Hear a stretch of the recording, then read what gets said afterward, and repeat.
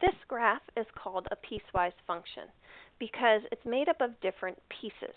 And what our job is going to be is to figure out what the equations are for each piece of this graph. So here's our situation. You're biking to school one day. You leave your house and bike to a friend's house to ride together. Your friend isn't ready yet, so you wait. The two of you take off and head towards school, but took a wrong turn and went too far. You turn around and head back towards school. Okay, what we're going to do is we're going to look at how this scenario relates to the graph we have on the left. So this is our distance from home, okay, on the left side here, and this is the time that's passing. So we're biking to school one day. We leave our house and head to our friend's house to ride together. That represents this section here. So 0 distance is our distance from home. We're at home. We leave it and we ride to a friend's house. In this situation, the friend isn't ready yet, so we wait. If you look at this, our distance isn't changing, but time is passing. Okay, that's us waiting at our friend's house.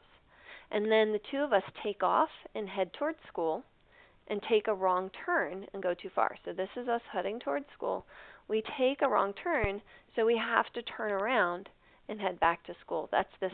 This is turning around because our distance is getting closer to school. So like school's right here, we pass it, go too far, and then we turn around and come back. Okay? Now, this piecewise function has 4 different sections.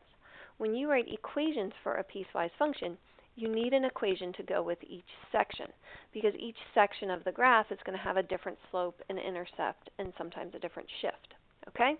So let's look at this red section here. When I look at it, I can see that my slope is a rise of 1 and a run of 1. It's really important to check your scale here. Just because it's one box doesn't always mean it's 1. But in this case, we have a rise of 1 and a run of 1, so a slope of 1. And our y-intercept is right here at b equals 0. Okay? What we're going to do, since there's no shift, is we're going to use our slope-intercept form. Our y is going to equal 1x plus 0, which I'm going to simplify to just be 1x. Okay. Now, in addition to writing the equation for each piece of your graph, you're also going to have to list your domain. So if you look at this red section right here, this red section goes from 0 right here to 5. So that's going to be my domain. My domain for this section is going to be from 0 to 5. Now, my green section here is a horizontal line. Remember, horizontal lines are special, but I'll show you what to do if you don't remember. Okay. A horizontal line has a slope of 0. If I take this y-intercept back, I can see it would hit here at 5, so the y-intercept is 5. And it also has a shift of 5. So I can put this into my modified slope-intercept form because we have our shift, and we would get y equals 0 times x minus 5 plus 5. Now, this is where the special thing about horizontal lines comes into play because anytime you have 0 times anything, that equals 0. So the equation of a horizontal line can be simplified, and your shortcut is just that y equals whatever the y value is, the y-intercept. So in this case, y equals 5. Now again, we need our domain here.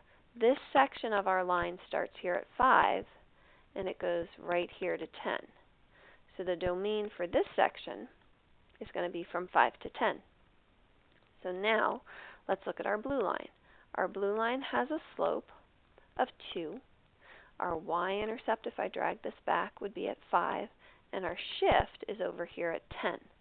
So again, we're going to use that modified slope-intercept form to write our equation.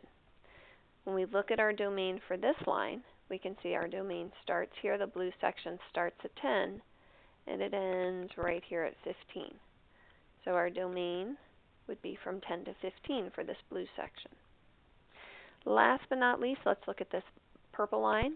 They turned around and headed back. Hopefully you notice it as a negative slope, a slope of negative 1. The y-intercept, if we drag it back here, would be at 15, and our shift is also at 15. So when we plug into our equation, we'd get y equals negative 1 times x minus 15 plus 15. This domain starts here at 15, and it goes all the way to 20. Okay. So sometimes you'll be given a graph, and you'll just have to write your equations and your domain restrictors for it. But other times, you're going to have to create your graph. So if we look at this situation, we can see we were talking about the weeks and the total allowance we're earning. Okay? Our parents are going to start giving us an allowance. If we do our chores consistently for 4 weeks, they're going to increase the money they give us. Your parents start off paying you $25 a week, and then it says you've been doing a good job, so after week 4, your parents start paying you $50 a week. But at week 7, unfortunately, you get grounded and you stop getting paid. Before we can write our piecewise function, we need a graph to go with us. So we're going to start off with this piece of information here. Our parents start off giving us $25 per week, and they said they would do this consistently for 4 weeks. So this is the first part of our graph. Then it says after week 4, our parents start paying us $50 per week. So you can see it increases here. But at week 7, we get grounded, okay, and they stop paying us allowance. So question 1 says, between week 0 and 7, what's the total amount of money you earned? Well, if we look at the top here at week 7, we earned $250. So now if we want to write our piecewise function, remember we have to take each section bit by bit. So for this red line, it has a slope of 25 and a y-intercept of 0. So this is like what I was talking about. It looks like your slope is 1 because we go up 1 box over 1. But you have to look at your scale. Going up 1 box is really a rise of $25. So we have a slope of 25, a y-intercept of 0. So what we're going to do is we're going to plug that into slope-intercept form. Y equals 25x plus 0, which we just simplified to 25x. Now if we look at our domain, the red section starts here at 0, and it ends here at 4, so that my domain goes from 0 to 4. Now I have to do the same thing for my blue line. Your blue line has a slope of 50, so it's up 2 boxes, which is up 50 over 1. This time we have a y-intercept. We're starting at $100 and a shift of 4 weeks. So we're going to take this information and plug it into our formula. So y equals 50 parentheses x minus 4 plus 100.